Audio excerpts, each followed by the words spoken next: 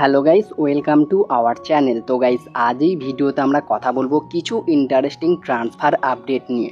মোহনবাগানকে নিয়ে গুরুত্বপূর্ণ transfer update রয়েছে। প্রীতম কোটালকে নিয়ে একটা বড় খবর বেরিয়ে আসলো। মাইকেল সুসাইরাজকে নিয়ে আপডেট দেওয়ার রয়েছে। ভারতে আসতে চলেছে একটা দুর্দান্ত কোচ। এর পাশাপাশি ইস্ট বেঙ্গলকে নিয়ে আপডেট দেওয়ার রয়েছে। আপুইয়া তিনি সই করতে কলকাতায় চলে এলেন।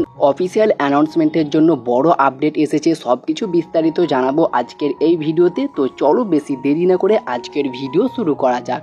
ভিডিও শুরু করার আগে চ্যানেলে যারা প্রথমবার এসেছো এবং সাবস্ক্রাইব করোনি তারা অবশ্যই সাবস্ক্রাইব করে দিও। পাশের বেল নোটিফিকেশানটিকে অল প্রেস করে দিও, তাহলে পরবর্তী ফুটবল রিলেটেড যে সমস্ত আপডেট তোমরা একদমই মিস করবে না। তো চলো শুরু করা যাক।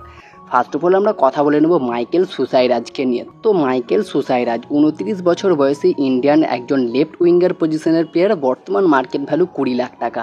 একসময় এটিকে মোহনবাগানের হয়ে দুরন্ত খেলে গিয়েছে, তবে ওড়িশা এফসিতে যোগ দেওয়ার পর থেকে তিনি কিন্তু আর সেভাবে খেলায় ফিরতে পারেনি।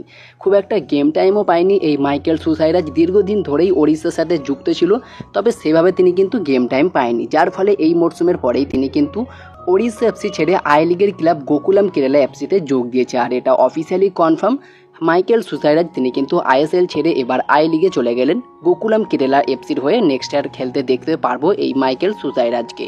পাশাপাশি এফসি গোয়া তারা কিন্তু একজন আই লিগের প্লেয়ারকে সই করিয়ে নিয়েছে, যার নাম মোহাম্মদ হামাদ। 26 বছর বয়সে ইন্ডিয়ান সেন্টার ব্যাক। বর্তমান মার্কেট ভ্যালু 1 কোটি টাকা। দীর্ঘদিন ধরেই শোনা যাচ্ছিল তিনি এফসি গোয়াতে আসতে পারে।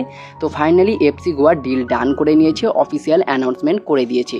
আর এরপরে আমরা কথা বলবো একজন দুর্দান্ত কোচকে নিয়ে, যার নাম জন কারভার। বর্তমানে তিনি স্কটল্যান্ডের অ্যাসিস্ট্যান্ট ম্যানেজার হিসেবে কাজ করছে। 59 বছর বয়স। ইংল্যান্ডের কোচ তিনি। শোনা যাচ্ছে তিনি আমাদের জাতীয় দলে মানে ভারতীয় ন্যাশনাল টিমের কোচ হতে পারে, এমনই কিন্তু সম্ভাবনা দেখা দিচ্ছে বর্তমান সময়ে। তো এই কোচটা আসলে আমাদের ভারতীয় দলের জন্য কতটা বেটার হবে অবশ্যই তোমাদের মতামত কমেন্টে জানিও। পাশাপাশি যদি আমরা কথা বলি ইস্ট বেঙ্গলকে নিয়ে, তো ইস্ট বেঙ্গল তারা কিন্তু নিম দর্জি তামাংয়ের উপর ইন্টারেস্টেড শো করেছে।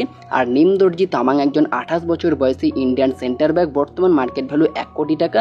তাকে নেওয়ার জন্য কিন্তু ইস্ট বেঙ্গল একটা ট্রাই করছে। বর্তমানে তিনি এফসি গোয়াতে আছে। তো দেখা যাক ইস্ট বেঙ্গল এই ডিলটা ডান করতে পারে কি।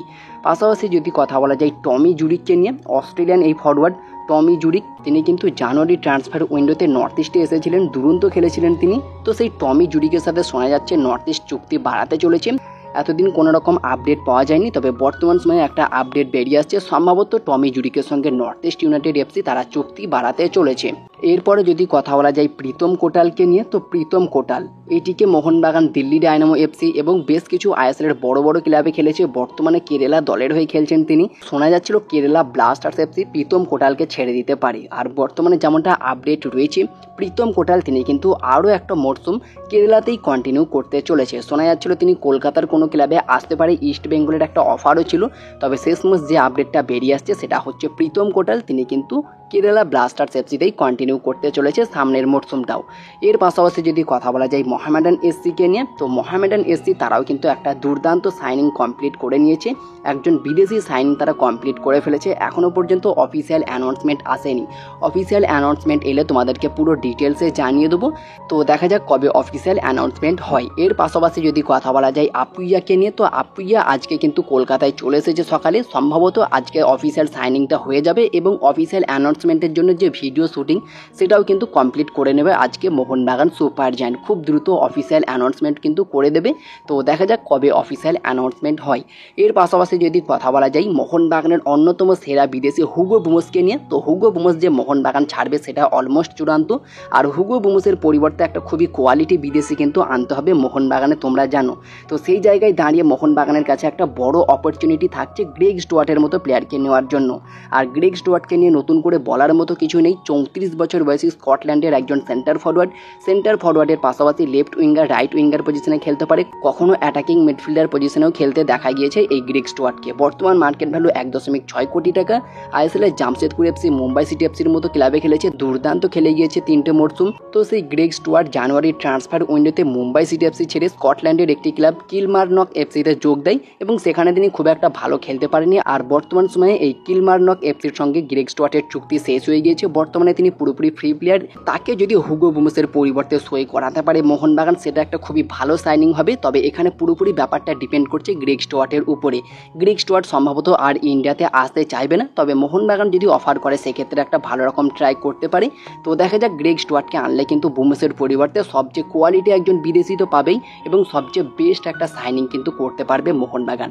তো বুঝতেই পারছো, গ্রেগ স্টুয়ার্ট বর্তমান সময়ে উইদাউট ক্লাবে রয়েছে, তাকে নিয়ে আসার জন্য কিন্তু একটা ভালো রকম ট্রাই করতে পারে মোহনবাগান সুপার জায়ান্ট। তো তোমাদের কি মনে হয়, হুগো বুমসের পরিবর্তে কি গ্রেগ স্টুয়ার্টকে নেওয়া উচিত? অবশ্যই তোমাদের মতামত কমেন্টে জানিও। তো এই ছিল আজকের ভিডিওটি ভালো লাগলে লাইক শেয়ার কমেন্ট অবশ্যই করে দিও। আমাদের চ্যানেলে প্রথমবার এসে থাকলে সাবস্ক্রাইব করে পাশের বেল নোটিফিকেশানটিকে অল প্রেস করে দিও, তাহলে পরবর্তী ফুটবল রিলেটেড যে সমস্ত আপডেট তোমরা একদমই মিস করবে না। তো দেখা হচ্ছে পরবর্তী কোনো ভিডিওতে। Bye bye, have a good day.